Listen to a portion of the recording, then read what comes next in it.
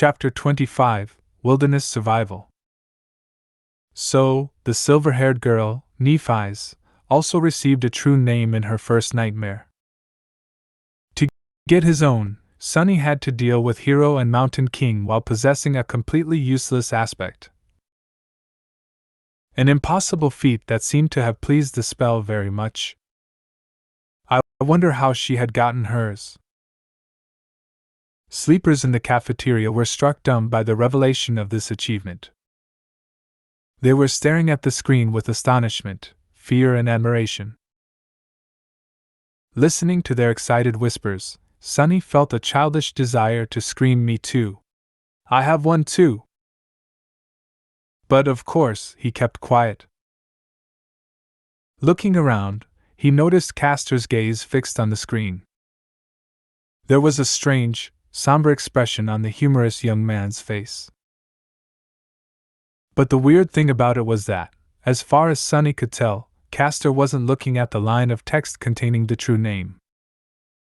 Instead, he was staring at the line of text that read Nephi's, as though the girl's actual name held more meaning to him than the one given by the spell. Interesting. Do they know each other? Why would a lofty legacy know someone who came to the academy in a police-issued tracksuit? And speaking of Nephi's, where was she? Sunny glanced around the cafeteria and quickly noticed the silver-haired girl, who was sitting quietly in a corner with a cup of coffee in her hands.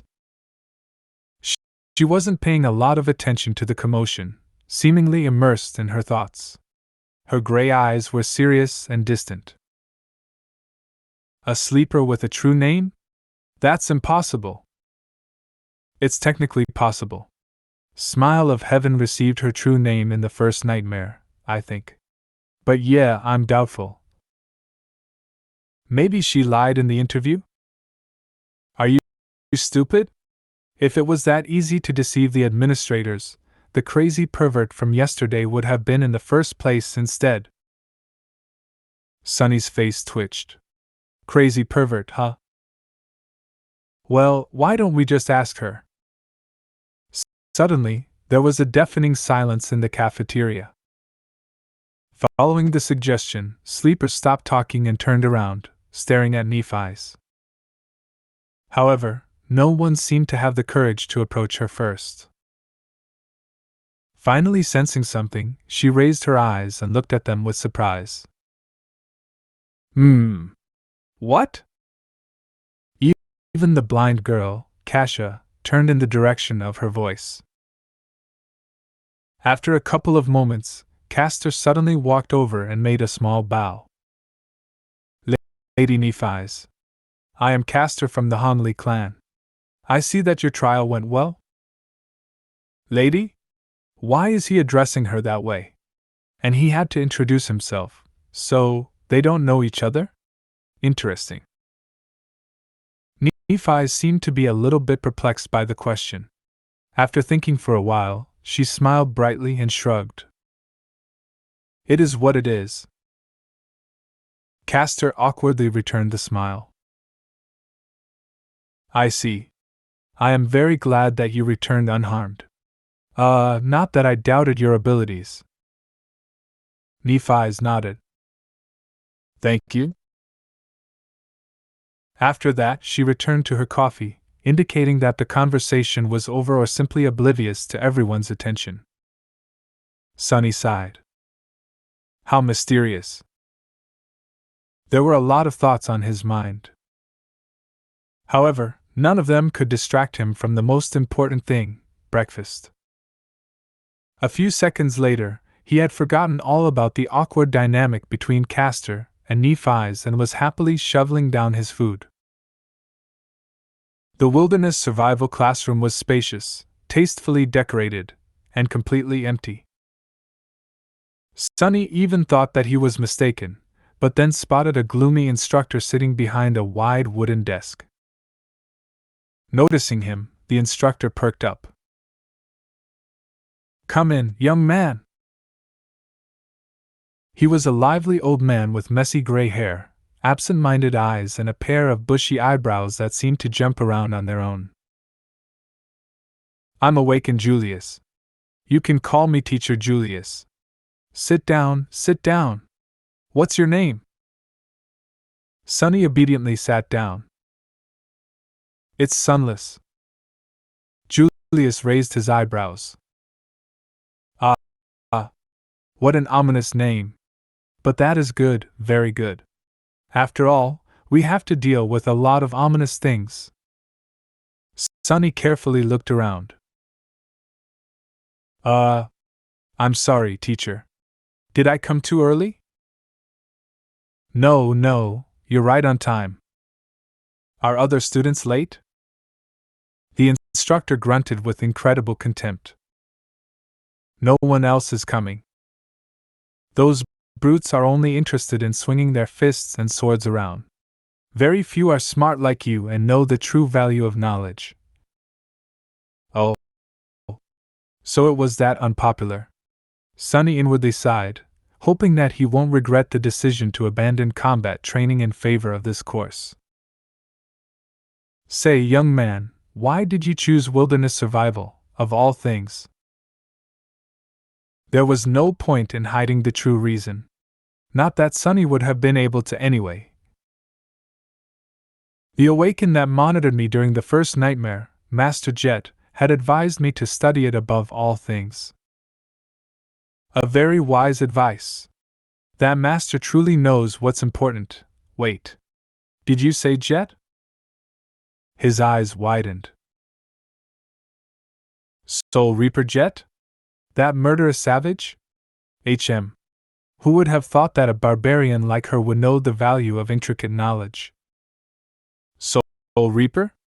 Sunny's curiosity was piqued. Teacher, do you know Master Jet?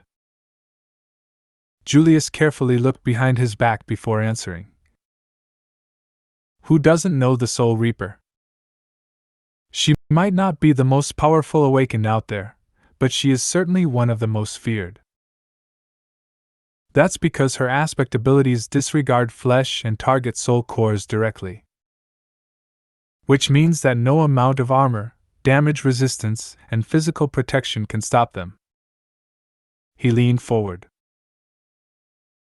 The only good thing is that she's young and not likely to become a saint anytime soon, or even ever. Yes, luckily, there's a very low probability that she'll ever advance. Sunny blinked. Why? Julius looked at him as though trying to comprehend how someone could be so ignorant. Because of her problematic personality, of course. Who would want to help a psychopathic killer become a saint? You need a team of outstanding companions and a lot of support to attempt conquering the third nightmare. Soul Reaper Jet isn't. Wait. Suddenly, Julius frowned and leaned back. Why am I gossiping with you? You're too young to know such things. More than that, it's not in my character to badmouth others behind their backs. I would beg to differ, Sunny thought sarcastically, but didn't say anything out loud. He already got a lot of juicy information out of Teacher Julius. Maybe choosing wilderness survival was the right choice after all. Let's get back to your curriculum. What other courses are you taking? Sunny sighed. None. For the next 4 weeks, I'll be fully concentrated on wilderness survival. Julius stared at him for a whole minute, an expression of utter astonishment written clearly on his face. Then, slowly, an excited gleam appeared in his eyes. Finally, he grinned. Wonderful! This is wonderful! You're such an astute young man. Don't you worry. In 4 whole weeks, I will make you immortal. Sunny's lessons with Teacher Julius started pleasantly, and without much tension, but just an hour later, he felt like his head was ready to explode. There was so much new information. And all of it was so strange and counterintuitive for someone who had never left the walled-off, sheltered confines of the city. From time to time, Julius gaped at Sonny's lack of knowledge and relevant experience. However, he had a good attitude and an endless enthusiasm for teaching. Whenever Sonny stumbled, he would patiently slow down and allow his student to catch up. The curriculum that Julius planned out was practically insane. There was an endless amount of theoretical knowledge to learn. Practical lessons both in virtual reality and the real world, numerous subjects, and weird things to study. There were even several lessons dedicated exclusively to learning the basics of several dead languages of the dream realm. Why would I need to learn new languages? Sonny thought with self-pity. The spell automatically translates everything. But Julius was uncompromising. The spell is not a translator. Do you think it has the time to express the intricacies of human speech? Let's say you're seeking shelter in a ruin and find an inscription that reads certain death ahead. There are 30 words for death in the rune language. Just by knowing the runes, you'll be able to deduce what kind of danger there is. On the first day, they studied until the sun was about to set. Only then did Julius decide to let Sonny go. Mentally exhausted and lamenting the fact that he had to miss lunch and dinner, Sonny decided to gently remind his teacher about the importance of food for maintaining high levels of concentration tomorrow. After returning to his room, he fell on a chair and stared blankly into the distance for a while.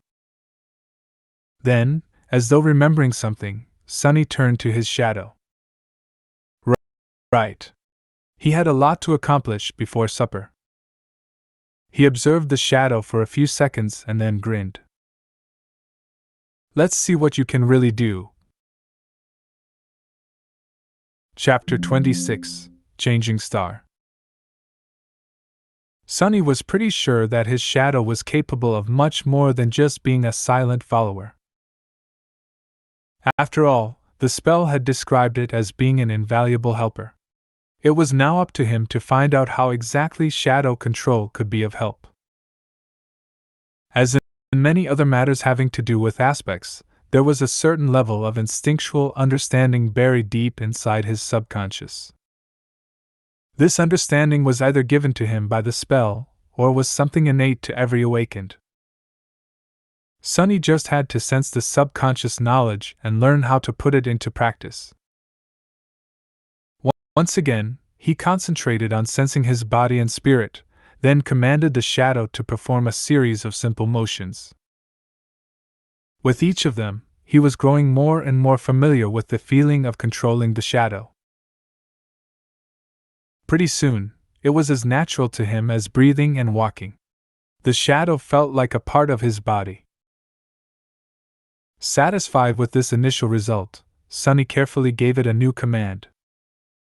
Without pause, the shadow separated itself from the soles of his shoes, walked to the other end of the room and turned around, staring at him in slightly mocking silence.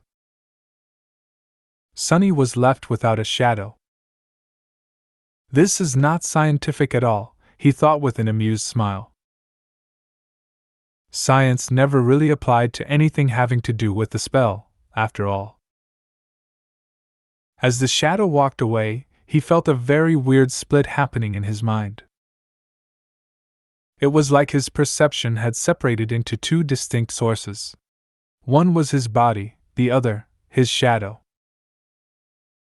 With a bit of trying, he managed to focus on the second source. Instantly, his vision blurred.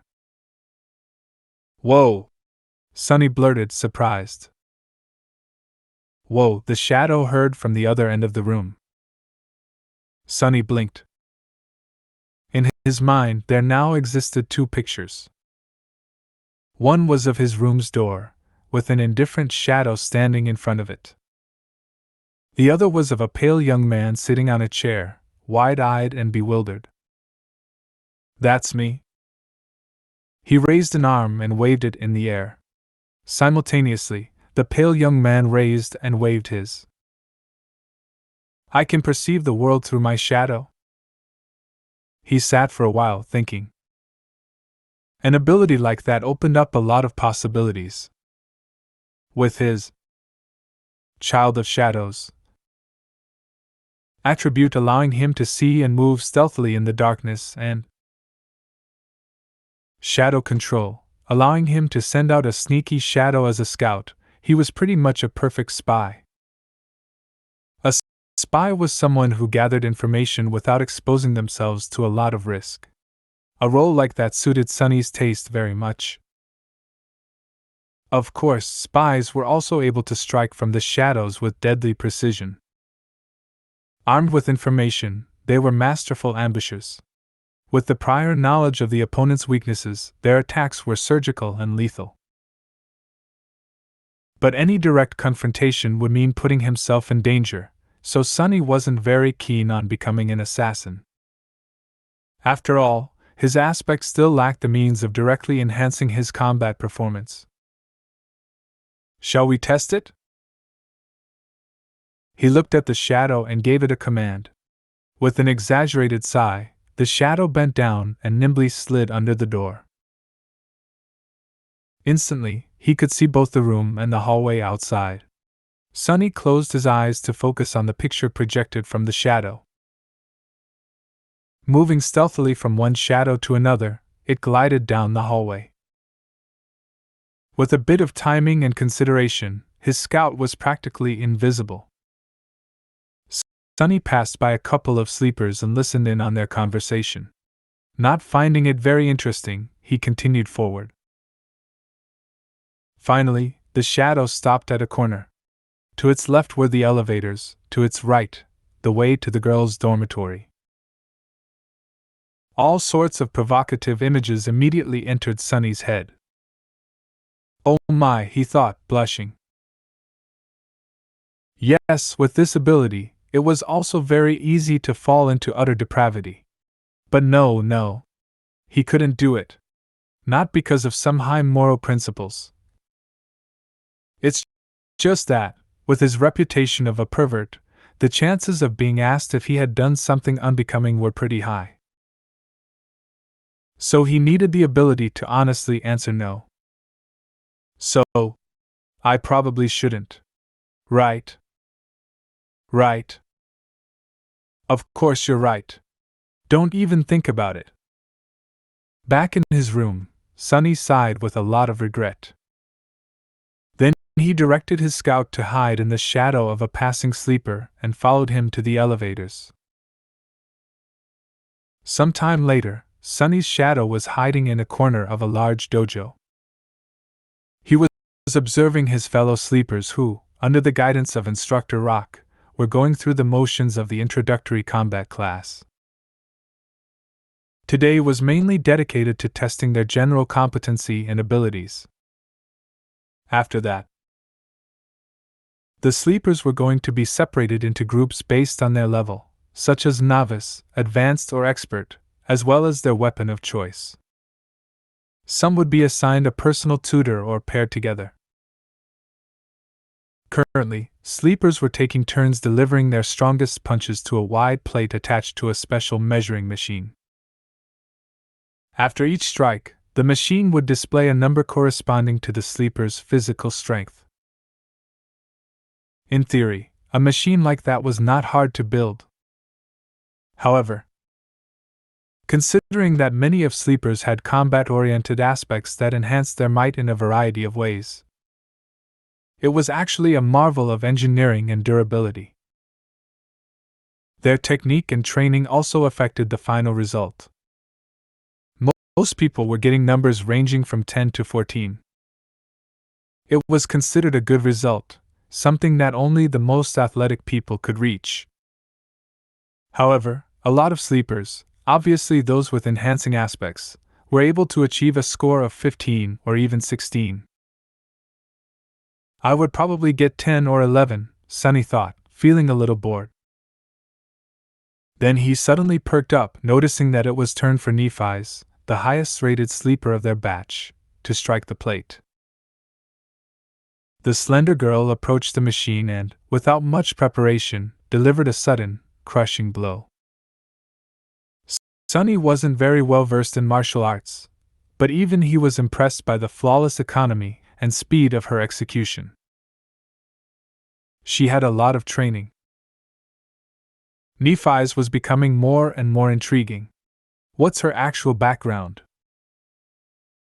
After a short pause, the machine displayed the result, 16. Sunny felt a bit disappointed. Not that impressive. I was expecting more. She was the proud bearer of a true name, after all. After that, only Castor remained. This time, Sunny couldn't even see the flying fist.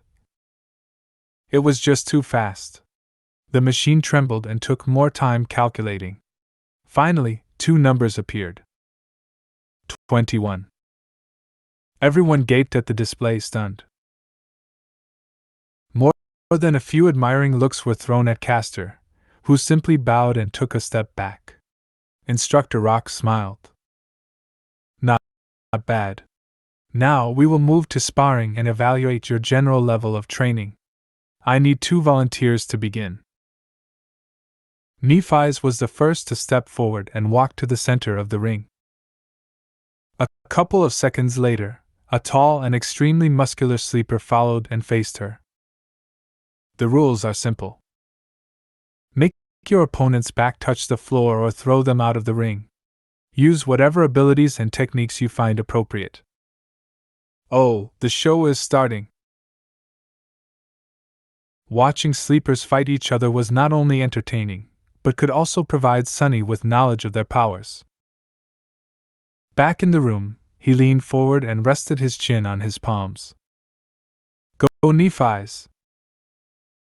The tall guy attacked without wasting any time. His muscles bulged, threatening to tear the soft fabric of his white dobok. He advanced like an unstoppable mountain, sending a vicious kick flying. A second later, he was lying on the floor with a dumbstruck look on his face. Nephi's didn't even change her stance. Instructor Rock gave her a cheerful look and grinned. Next. What followed could only be described as a massacre. One after another, Nephi's managed to defeat almost every single sleeper present in the dojo. She didn't seem to be faster or stronger than them. But each time someone entered the ring to fight her, they would inevitably end up beaten and thrown to the ground. Sunny watched the process with a growing sense of amusement. However, at some point, even he felt a bit of unease. Nephi's moved with the calm precision of a battle machine. Her technique was clean, graceful, and ruthless. No matter what type of attack was thrown at her, she was able to either predict or instantly react to it, then deflect and turn it against the attacker with the minimum amount of effort. It didn't matter whether her opponent was poor, rich, or a legacy. Everyone would end up dealt with in a matter of seconds. What's more, through the whole process, the composed expression on her face didn't even change once. It was like Nephi's was made out of metal. Is she even human? Sunny thought, suddenly apprehensive. What was he going to do if this changing star were to end up as his enemy? The best course of action would be to run away. Or better yet, try not to antagonize her, to begin with. After all, the sun was also a star, and shadows didn't mix well with sunlight. Finally, Castor was the last one remaining. Once again. However, he didn't seem to be perturbed by the miserable failure of every other sleeper. With a soft smile on his lips, the young man stepped into the ring. Castor and Nephi's faced each other. Their eyes locked for a few seconds, and then Castor slightly bowed. Lady Nephi's, please excuse me in advance. What is he going to? A moment later, Sunny opened his eyes in shock.